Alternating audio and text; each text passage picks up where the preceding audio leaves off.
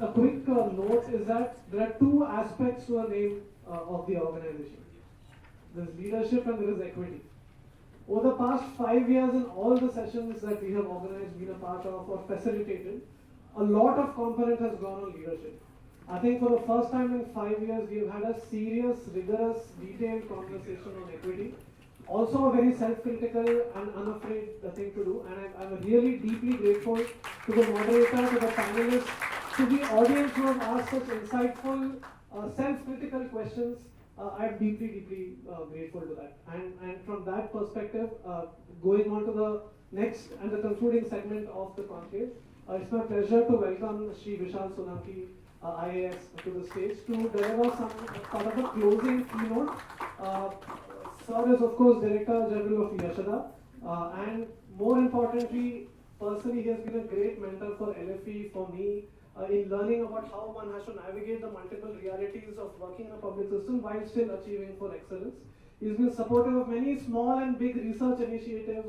Always supportive. I've never heard him say कि ये मुश्किल हो पाएगा, ये नहीं हो पाएगा. He's always said, this is a great idea, let's figure out a way to do it. So with that optimistic sort of perspective, I welcome you to the stage, sir, and hand it over to you for delivering your aspect of it. Thank you. Thanks, Siddesh. So, it's always a happy homecoming whenever you interact with stakeholders in education, because after serving for 4 years as Commissioner Education, recently I went to Yashada, which deals with education indirectly, but more with capacity building and policy formulation of government officials. But very happy, and congratulations Madhukar and the entire team, Siddesh, Sai Prasad, and so many similar faces for successfully, gloriously completing 5 years of LFE. I remember the day when I met them first at SCRT, and this entire name of NGO, Leadership for Equity, it itself spoke a lot about the vision with which you want to work in education. And then over last 4 years, we had been associated with a number of initiatives and many hours of brainstorming. Also speaking to the volunteers who work with LFE. They worked extensively with SCRT, Commissionerate, Samagra Shiksha, and School Education Department, various Zilla Parishads, started initiatives with various CEOs, also the PFI and ex-alumni of PFI. So over 5 years, LFE has been able to achieve a lot in education, so I must congratulate you. And I think this kind of gathering, that even though after this day-long session you still have almost 70-80% audience sitting, that itself shows the seriousness with which this entire day-long celebration of 5th anniversary has been conducted. And I think rain gods outside, it's raining, pouring heavily, and they have blessed your work. So congrats once again. So we also have Nand Kumar sir here. I had the honor to work with sir when I joined as Commissioner Education. I worked in Assam for 12 years and then came back on deputation here. And education was something of which I was passionate about, and I requested government to consider me for education, and it was kind enough to give me education.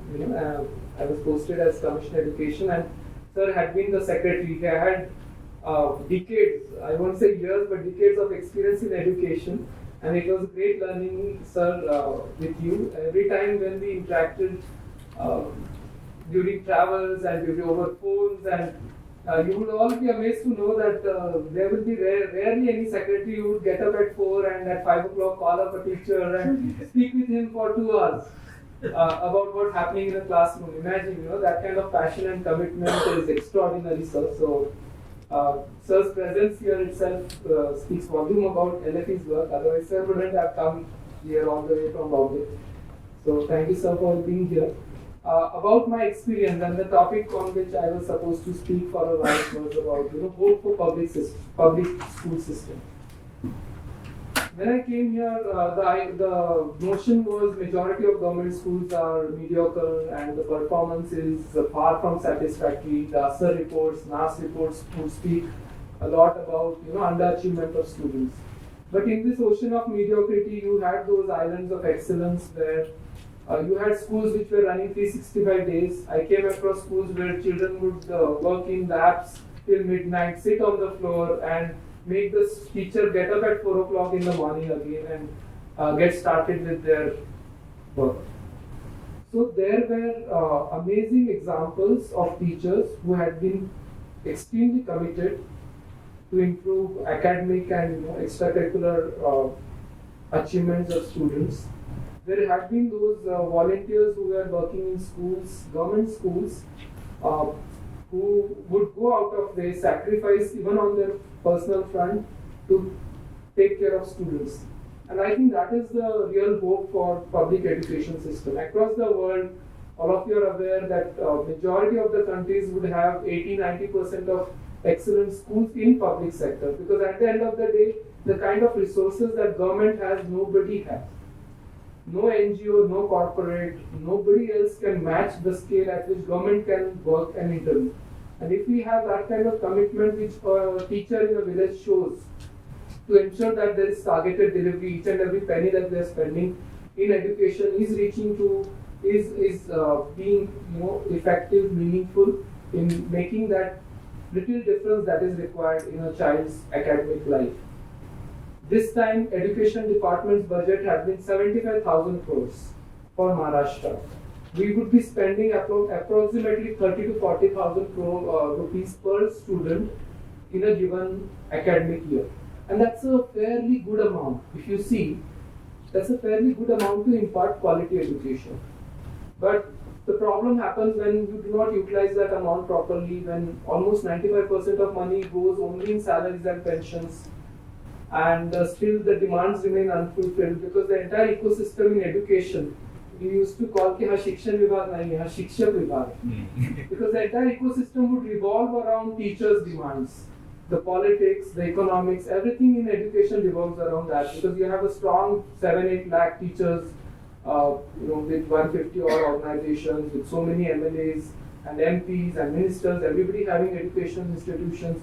So the entire ecosystem works in a different way, and the voiceless child or student who doesn't score well during ASER or NAS or any kind of survey, and that's always a long-term goal which is not really seen as a priority by the entire ecosystem, because the next election, it doesn't really count.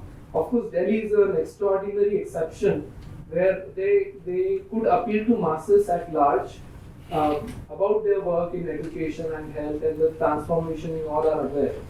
So that's a very good exception, and I think the rest of the other governments, or central or state, other governments should really look at that presently, majority of people, especially in lower middle class, below poverty line, are looking for quality education.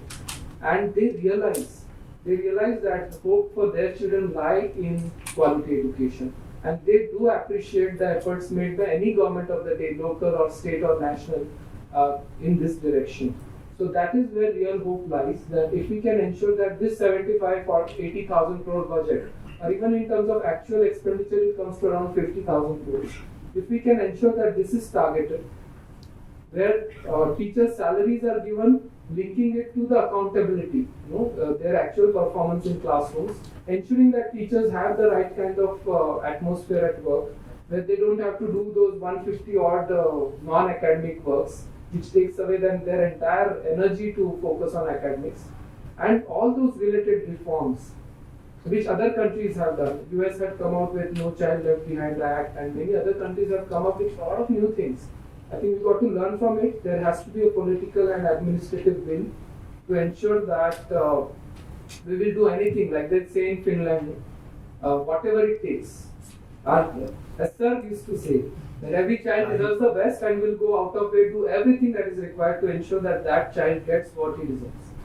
I think with that kind of commitment from political class, bureaucracy, teachers on the ground, and all the stakeholders, the NGOs and all the stakeholders who are really concerned about well-being of our children, I think we can definitely make a difference. And then the day is not far when the child doesn't have to really, their parents don't have to really bother to spend lakhs of rupees on private education, which doesn't necessarily give quality education. There are so many reports which have come up, and there the private education in private schools doesn't really fare well when it comes to comparison with government schools.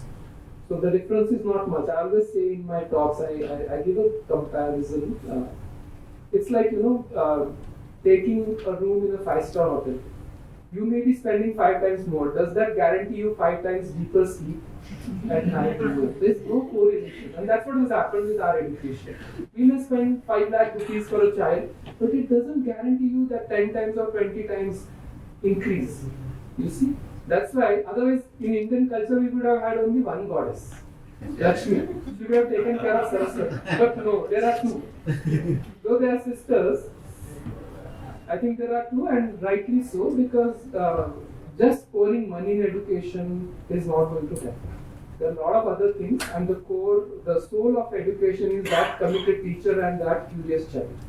So, I think all of us should make that effort in that direction. Thank you very much, LIP, for inviting me here, and we will hear more from you in this. Thank you.